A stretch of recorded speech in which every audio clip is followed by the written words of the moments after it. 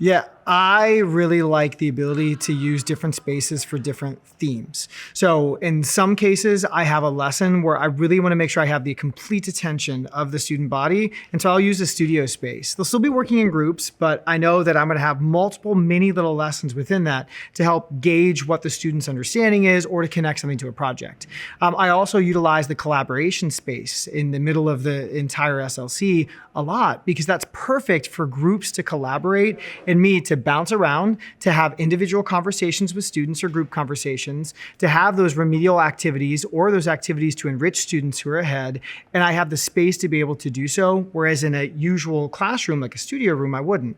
Lastly, the seminar space I think is really great because I teach a combined class. So we have 40, 50 students in that classroom. Collaboration space is great for group work, not so great for necessarily teaching a lesson where I have to check in on students quite frequently. So the seminar space is really useful for when we have really big ticket items or maybe even some type of experiment or lab that our students are doing in math and science that I can still walk around. They still have some space, but when time comes for it, I can address the whole class very quickly to be able to engage them and help them understand what the next steps are.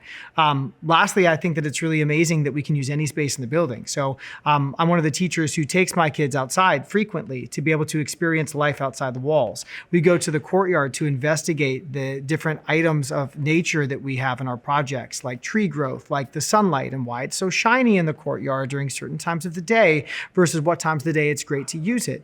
In addition, we've used spaces outside the gymnasium. We have a project where kids race against each other to be able to assess their speed and create an equation that represents it. So we use the space in the main hallway connecting the gym to the high school.